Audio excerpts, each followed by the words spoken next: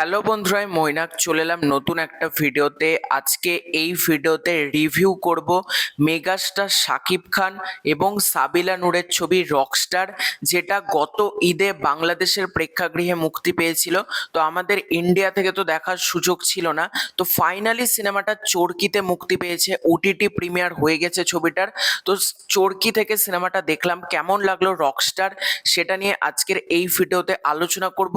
এবং রকস্টার কি সবার ভালো লাগবে, না পার্টিকুলার কোন কোন অডিয়েন্সদের রকস্টার দেখা উচিত, সেটা নিয়েও আজকের এই ভিডিওতে আলোচনা করব। সবার ফার্স্টে তোমাদেরকে অনুরোধ করব, চ্যানেলে প্রথমবার হয়ে থাকলে চ্যানেলটাকে অতি অবশ্যই কিন্তু আগে সাবস্ক্রাইব করে দিও, এবং তোমাদের রকস্টার কেমন লেগেছে সেটা কিন্তু অবশ্যই কমেন্ট করে জানিও। রকস্টার কেমন লেগেছে সেটাতে পজিটিভ দিক নেগেটিভ দিকে আসছে, তার আগে একটা ব্যাপারে মেকারসদেরকে কুর্নিশ জানাতে হবে।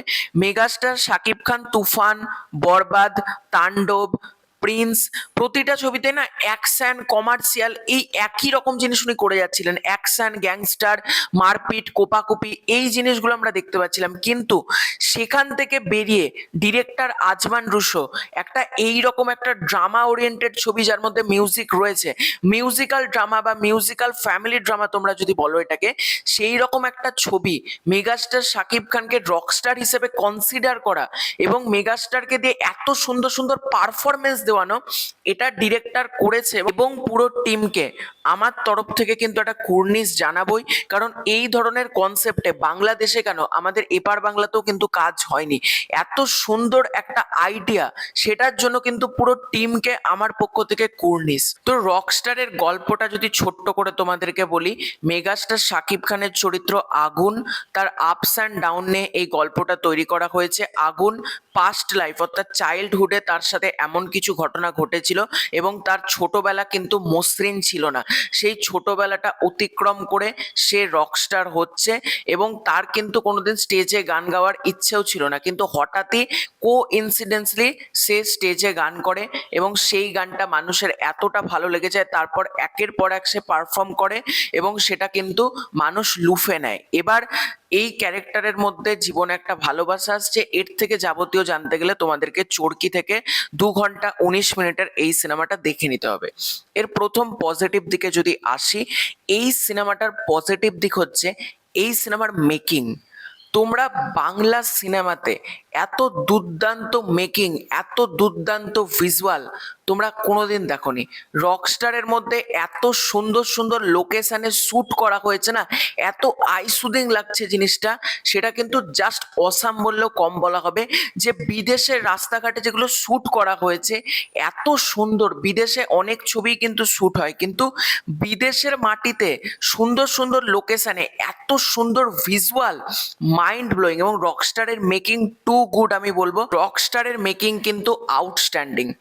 এখানে মেগাস্টার শাকিব খানের পারফরমেন্সের প্রশংসা করতেই হবে।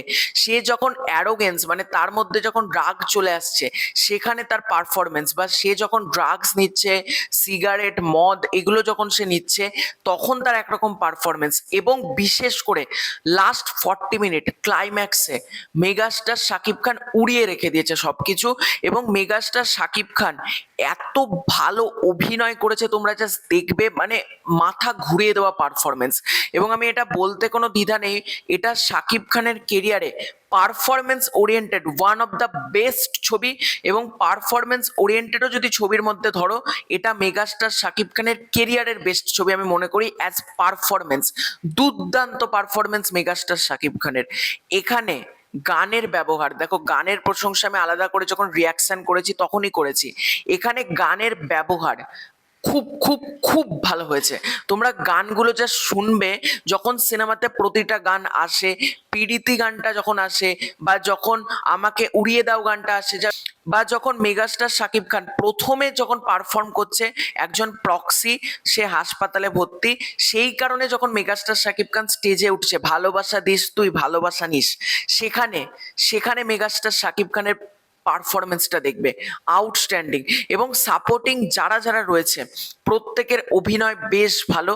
এবং এখানে সাবিলা নূরের কথা বলতে হবে, সাবিলা নূর কিন্তু তাণ্ডবে খুব একটা স্পেস পায়নি, কিন্তু এখানে সাবিলা নূর ভালো রকম স্পেস পেয়েছে এবং সাবিলা নূর কিন্তু নিজের অভিনয় দেখাতে দুর্দান্তভাবে সক্ষম হয়েছে। সাবিলা নূরের বনলতা এক্সপ্রেস আমি বলেছিলাম সে খুব ভালো কাজ করেছে, এই রকস্টারের ক্ষেত্রে আমি বলবো কিন্তু সাবিলা নূর খুব খুব খুব ভালো কাজ করেছে।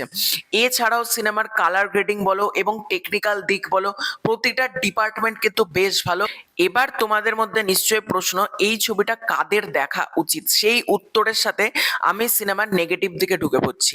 নেগেটিভ দিক প্রথম যেটা লেগেছে, শাকিব খান এবং সাবিলা নূর তাদের প্রেমটা গল্পে হুট করেই হয়ে যায় এবং সেটা কোথাও গিয়ে একটু চোখে লাগে।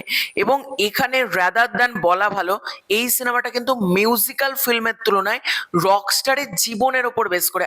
আগুন যদি কোনো একটা বাস্তব জীবনের ক্যারেক্টার হয়, তোমরা বলতে পারো এটা আগুনের বায়োপিক, কিন্তু এটা একটা মিউজিক্যাল, মানে মিউজিকের থেকে ফোকাস বেশি করা হয়েছে প্রেমের দিকে, রকস্টারের যে বাবা মা রয়েছে অর্থাৎ আগুনের বাবা মার দিকে, পরিবারের দিকে, আগুনের ফ্রেন্ড সার্কেলের দিকে, তার কেমন তার কথাবার্তা, তার ফ্রেন্ডদের সাথে তার কেমন সম্পর্ক, আগুন কত মানে কিরকম সিগারেট খায়, কিরকম ড্রাগস নেয়, কিরকম তার মধ্যে অ্যাটিটিউড, কিরকম সে মানে রেগে যায় টুক কথাতে, এই দিকগুলোতে বরং বেশি ফোকাস করা হয়েছে।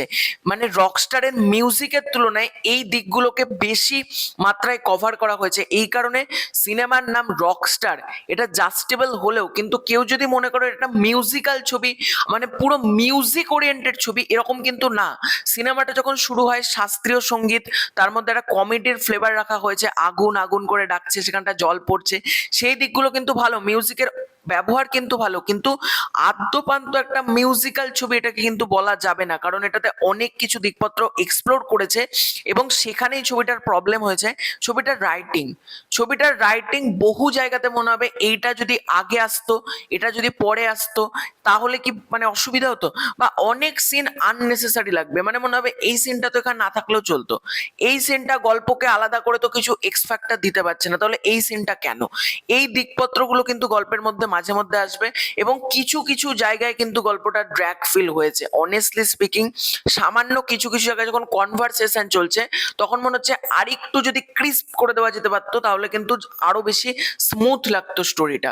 তো এই দিকপত্রে একটু প্রবলেম হয়েছে। ডিরেক্টর আজমান রুশো, তিনি তো একজন মিউজিশিয়ান, তিনি যখন ডিরেক্ট করতে গিয়েছেন ওনার রাইটিং এ কিন্তু একটু সমস্যা থেকে গিয়েছে। এবং রকস্টার কাদের জন্য তৈরি করা হয়েছে, দেখো যারা অ্যাকশন দেখতে পছন্দ করো বা মেগাস্টার শাকিব খানকে পুরোপুরি আউট অ্যান্ড আউট একজন অ্যাকশন হিরো অবতারে দেখতে পছন্দ করো, তাদের কিন্তু এই ছবিটা ভালো লাগবে না। বা যারা ড্রামা দেখতে অভ্যস্ত না বা যারা ড্রামা কন্টেন্ট পছন্দ করেন, আমি দেখলাম রিভিউতে তারাই একমাত্র খারাপ উল্টোপাল্টা কথা বলেছে রকস্টারকে শুরু থেকে শেষ পর্যন্ত, যারা ড্রামা ওরিয়েন্টেড কন্টেন্ট দেখে না। তো যারা ড্রামা ওরিয়েন্টেড কন্টেন্ট দেখো না, তোমরা কখনোই রকস্টার দেখতে যেও না, তোমাদের কিন্তু রকস্টার ভালো লাগবে না। তোমাদের যদি ড্রামা দেখার অভ্যেস থাকে, তোমরা যদি ড্রামা কন্টেন্ট পছন্দ করো, তবেই তোমরা রকস্টার দেখো। এটাই ছিল আজকের ভিডিও, খুব শীঘ্রই দেখা হচ্ছে নতুন কোনো ভিডিওতে। তোমাদের রকস্টার কেমন লেগেছে কমেন্ট করে জানিও। ততক্ষণের জন্য বাই বাই।